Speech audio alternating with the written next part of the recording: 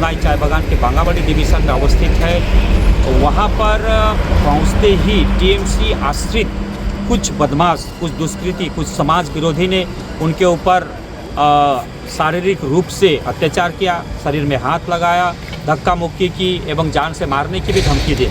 एवं उनका जो गाड़ी था वो गाड़ी में भी उन्होंने पत्थर चलाए और गाड़ी में काफ़ी तोड़ फोड़ की है।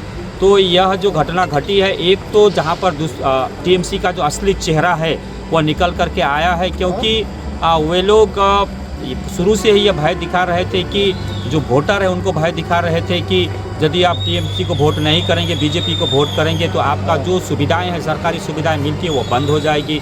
दूसरी ओर इस प्रकार की घटना घटाकर मतदाताओं के बीच में एक भय का वातावरण तैयार करना चाहते थे, लेकिन वो इसमें सफल नहीं होंगे।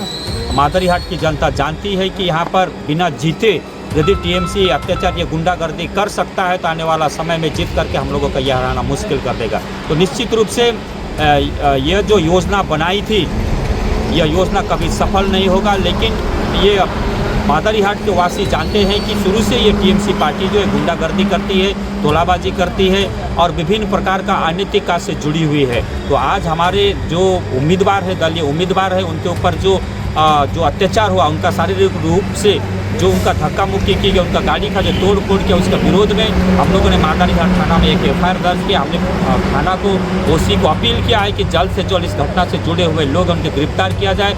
यदि आप समय रहते गिरफ्तार नहीं करेंगे तो भारतीय जनता पार्टी चुपचाप नहीं रहेगी, आने वाला समय में बड़ा आंदोलन खड़ा करेगी और आपको यहाँ रहना मुश्किल है। कितने लोगों के अरेस्ट है? हमारे यहाँ पर 24 लोगों के विरोध में एफआईआर दर्ज किया गया है, जो कि इस घटना से जुड़े हुए हैं।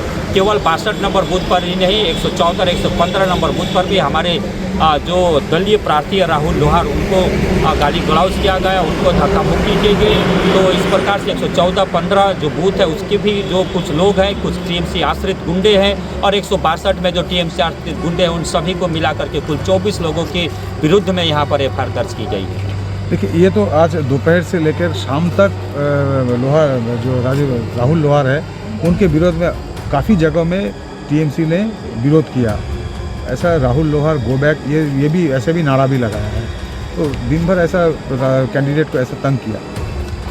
देखिए, तृणमूल को अच्छी तरह से मालूम है कि उनके पैर के नीचे से ज़मीन खिसक गई, जनता उनके साथ में नहीं है, जनता उनको वोट नहीं करेगी।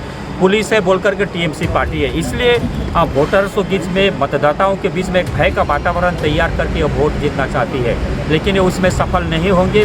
वो जितना भी भय का वातावरण तैयार करने के प्रयास करें, पुलिस प्रशासन को लगा करके, हमारे जो बूथ सभापति, हमारे जो पोलिंग एजेंट है, उनको उठा करके थाना में रख करके रात भर रखना, फिर सुबह छोड़ना, यह समस्त घटना पुलिस किया है और टीएमसी आश्रित गुंडों ने भी किया, लेकिन उसमें सफलता नहीं मिली है। जिस प्रकार से 2016 और 2021 में मादरीहाट विधानसभा के लोगों ने दोनों हाथों से मोदी जी को आशीर्वाद दिया है, कमल फूल को आशीर्वाद दिया, उसी प्रकार इस बार चाय बागान, बनबस्ती, टाउन इलाका, बस्ती इलाका के समस्त वोटर भारतीय जनता पार्टी और मोदी जी को आशीर्वाद दिया। निश्चित रूप से यह सीट तीसरी बार जीत करके हम हैट्रिक करेंगे। अगर पुलिस आपका एफआईआर के अगेंस्ट में कार्रवाई नहीं करती है तो क्या करेंगे? देखिए, यदि हम लोगों ने 24 लोगों के विरोध में एफआईआर दर्ज किया है, पुलिस यदि कोई कार्रवाई नहीं करती है तो एक गणतांत्रिक पद्धति से, संविधान को मानते हुए जो हमें करना पड़ेगा वो निश्चित रूप से करेंगे।